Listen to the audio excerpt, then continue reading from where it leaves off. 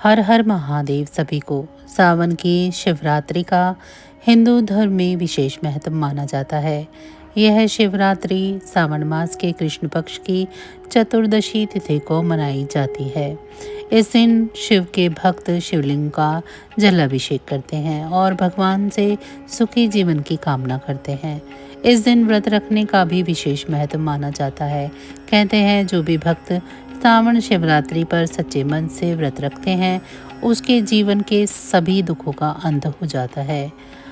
आइए हम आपको बताएंगे यहाँ सावन शिवरात्रि की पावन कथा के बारे में विस्तार से।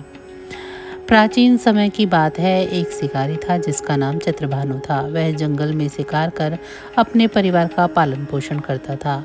एक बार वह एक साहूकार से लिया गया कर्ज चुका नहीं पाया, जिससे नाराज होकर साहूकार ने उसे बंदी बना लिया। संयोग से उसी दिन महाशिवरात्रि का पर्व था। बंदी गृह में रहते हुए चित्रभानु ने वहां शिवरात्रि व्रत और भगवान शिव की महिमा से जुड़ी बातें सुनी।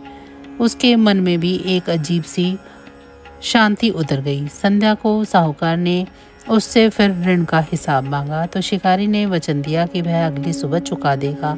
साहूकार ने उसे छोड़ दिया। रिहा होते ही चित्रभानु जंगल की ओर शिकार के लिए निकल पड़ा। दिन भर भूखा प्यासा रहने के कारण वह थका हुआ था। सूर्यास्त के बाद वह एक जलाशय के पास पहुंचा और एक बेल वृक्ष पर चढ़ गया। उसे उम्मीद थी कि रात के समय कोई जानवर वहां नहीं पानी पीने नहीं आएगा। जिस पर पेड़ पर वह बैठा था उसके नीचे एक शिवलिंग स्थापित था जो बेल पत्रों से ढका हुआ था। शिकारी को इसकी जानकारी नहीं थी। जैसे ही उसने मचान बनाने के लिए शाखाएं तोड़ी, कुछ बेलपत्र और पानी की बूंदें शिवलिंग पर आ गिरी और अनजाने में ही उससे पहले पहर की पूजा हो गई। रात के पहले पहर एक गर्भवती मुर्गी जल पीने आई। शिकारी ने धनुष ताना, तभी मुर्गी बोली, मैं गर्भवती हूँ, कृपया मुझे जाने दो, प्रसव के बाद लौटकर आऊंगी। शिकारी ने उसे दया से जाने दिया। इस तरह उसका व्रत और रात्रि जागरण चलता रहा। दूसरे पहर में एक और मुर्गी आई। शिकारी ने तीर साधा। वह बोली, मैं अपने साथी की खोज में हूँ, मिलकर तुरंत लौट आऊंगी। शिकारी ने उसे भी छोड़ दिया। तीसरे पहर में एक मुर्गी और अपने बच्चों के साथ पहुंची। शिकारी फिर तीर चलाने को हुआ, लेकिन मुर्गी ने आग्रह किया कि उसे बच्चों को उनके पिता के पास छोड़कर आने दिया जाए। शिकारी ने फिर दया दिखाई और उसे जाने दिया।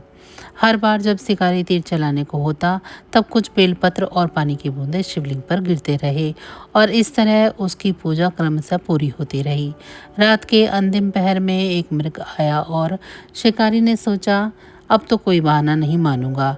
लेकिन मृग बोला, अगर तुमने मेरी तीनों पत्नियों को माफ़ कर दिया है तो मुझे भी थोड़ी देर का जीवन दान दो, हम सब तुम्हारे सामने लौट आएंगे। शिकारी ने मृग को भी जाने दिया। कुछ ही देर में मृग अपनी तीनों पत्नियों और बच्चों के साथ वापस आया। शिकारी को यह देखकर बहुत भावुकता महसूस हुई। उसकी आंखों में आंसू बहने लगे और वह समझ गया कि करुणा ही सबसे बड़ा धर्म है। उसने शिकार का जीवन छोड़ दिया और शिव भक्ति में लीन हो गया। भगवान शिव उसकी भक्ति और करुणा से प्रसन्न हो गए। उन्होंने शिकारी को दर्शन देकर उसे गुह नाम दिया और आशीर्वाद स्वरूप में जीवन में सुख समृद्धि और भक्ति का वरदान दिया। यही गुह बाद में भगवान श्री राम का घनिष्ठ मित्र बना। तो बस आज की जानकारी इतनी ही थी। फिर मिलेंगे हम आपको ऐसी ही किसी अन्य जानकारी के साथ अगली वीडियो में। तब तक अगर आप सभी को हमारी ये जानकारी अच्छी लगी है तो वीडियो को लाइक करें। चैनल को अभी तक सब्सक्राइब नहीं किया है तो चैनल को सब्सक्राइब कर लें। भगवान भोलेनाथ की कृपा दृष्टि आप सभी पर सदैव बरसती रहे। आप सभी का बहुत बहुत धन्यवाद। हर हर महादेव।